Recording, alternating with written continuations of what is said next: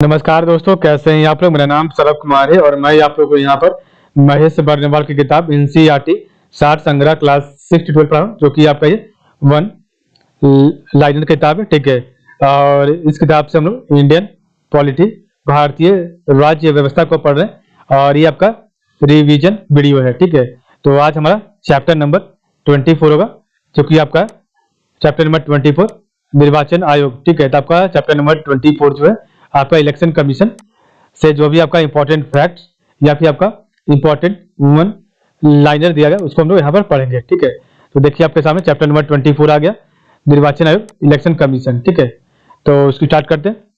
पहला आपका लाइन दिया गया है, राजनीतिक दल को राष्ट्रीय या क्षेत्रीय दल की मान्यता रिकॉग्निशन ऑफ नेशनल और रीजनल पार्टी देने का अधिकार किसे प्राप्त है? तो आपके चुनाव आयोग को प्राप्त है। ठीक है, भारत के मुख्य निर्वाचन आयुक्त की पदावधि क्या है?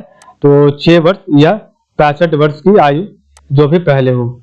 भारत के मुख्य चुनाव आयुक्त को किसके द्वारा नियुक्त किया जाता है? तो आपका आज राष्ट्रपति के द्वारा नियुक्त किया जाता है। निर्वाचन से संबंधित अनुच्छेद, तो आपका निर्वाचन से संबंधित अनुच्छेद, तो आर्टिकल, इधर आपका आर्टिकल है और इधर आपका विषय वस्तु है। ठीक है, तो आर्टिकल 324 जो है कहता क्या है? तो ये आपका निर्वाचन से संबंधित है। आर्टिकल 324, तो चुनाव कार्य के अधीक्षण, निर्देशन तथा नियंत्रण की शक्ति चुनाव आयोग में निहित है। ठीक है, तो चुनाव कार्य के अधीक्षण, निर्देशन तथा नियंत्रण की शक्ति चुनाव आयोग में निहित है। और आपका आर्टिकल 325 क्या कहता है? तो चुनाव प्रक्रिया में शामिल होने के लिए कोई व्यक्ति धर्म, नस्ल, जाति अथवा लिंग के आधार पर अयोग्य नहीं होगा अथवा उन्हीं आधारों पर शामिल होने का दावा नहीं कर सकता है। ठीक है, आर्टिकल 326 अनुच्छेद 326 क्या कहता है? तो लोकसभा अथवा विधानसभाओं के चुनाव वयस्क मताधिकार के आधार पर संपन्न होंगे। तो लोकसभा अथवा विधानसभाओं के चुनाव वयस्क आपके जो मताधिकार के आधार पर संपन्न होंगे। और आर्टिकल 327 क्या कहता है? तो आपका आर्टिकल 327 कहता है, विधानमंडलों के चुनाव के संबंध में भूबंद करने की संसद की शक्ति। तो विधानमंडलों के चुनाव के संबंध में भूबंद करने की संसद की शक्ति। आर्टिकल 328, तो राज्य विधायिका का संबंधित राज्य के अंदर चुनाव के संबंध में प्रावधान बनाने की शक्ति। ठीक है, तो राज्य विधायिका का संबंधित राज्य के अंदर चुनाव के संबंध में प्रावधान बनाने की शक्ति।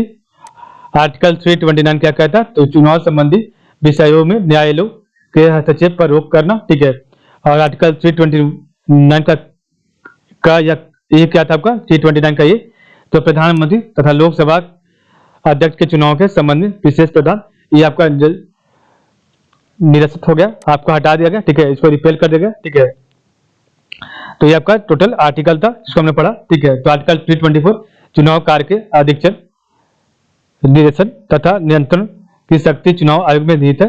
आर्टिकल 325, तो चुनाव प्रक्रिया में शामिल होने के लिए कोई व्यक्ति धर्म, नस्ल, जाति अथवा लिंग के आधार पर अयोग्य नहीं होगा अथवा उन्हीं आधारों पर शामिल होने का दावा नहीं कर सकता है। आर्टिकल 326, तो लोकसभा अथवा विधानसभाओं के चुनाव वयस्क मताधिकार के आधार पर संपन्न होंगे।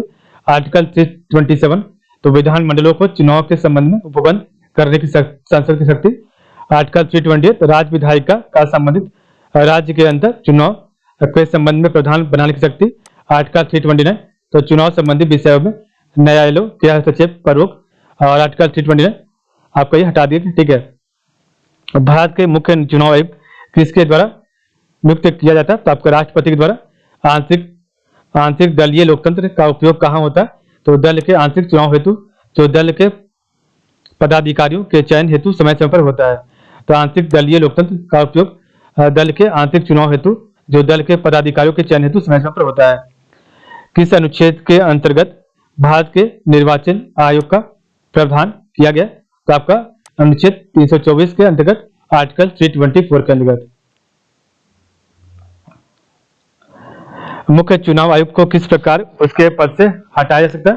तो आपका संसद के दोनों सदनों के सदस्यों द्वारा 2/3 बहुमत से प्रमाणित कदाचार के आधार पर। राष्ट्रपति का चुनाव किसके द्वारा संचालित किया जाता है? तो आपका भारत के निर्वाचन आयोग द्वारा।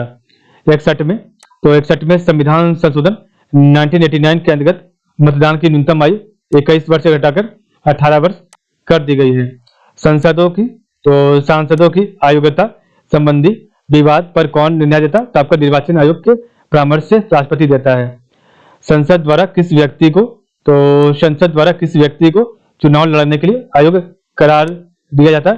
तो संसद द्वारा किस व्यक्ति को चुनाव लड़ने के लिए आयोग करार दिया जाता है? तो न्यायालय द्वारा अपराधी घोषित किए गए व्यक्ति को। ठीक है।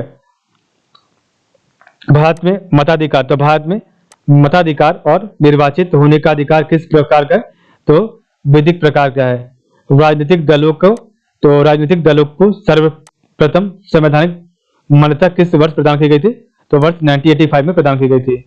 आनुपातिक प्रतिनिधित्व, तो आनुपातिक प्रतिनिधित्व की आवश्यकता किस देश में नहीं होती है? तो जहां द्विदलीय प्रणाली प्रचलित हो। दिनेश गोस्वामी समिति का संबंध किससे? तो आपका लोकसभा के चुनाव के सरकारी निधियन से है। किसी भी राजनीतिक दल को मुख्य विपक्षी दल की मान्यता प्राप्त करने हेतु उनके पास सदन के कम से कम 10% सदस्य होने चाहिए। निर्वाचन आयोग को किस वर्ष 3 सदस्यीय आयोग बनाया गया? तो आपका जो है वर्ष 1989 एवं 1993 में बनाया गया है।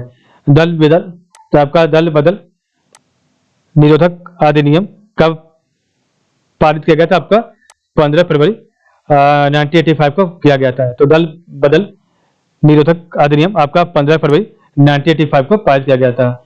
निर्वाचन प्रक्रिया, इलेक्शन प्रोसेस का आरंभ राष्ट्रपति द्वारा जारी की गई अधिसूचना से होती है।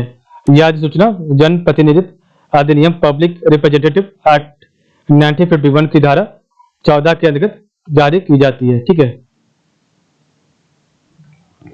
संसद तथा राज्य विधानमंडलों के चुनाव के संचालन निर्वाचन आयोग इलेक्शन कमीशन द्वारा किया जाता है। ठीक है। तो हमारा चैप्टर नंबर जो कि 24 आपका कंप्लीट हो गया।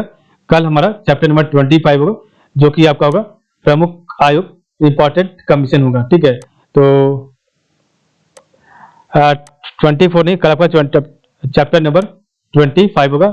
ठीक है। तो आज के लिए बस इतना ही। आप लोग का बहुत बहुत धन्यवाद।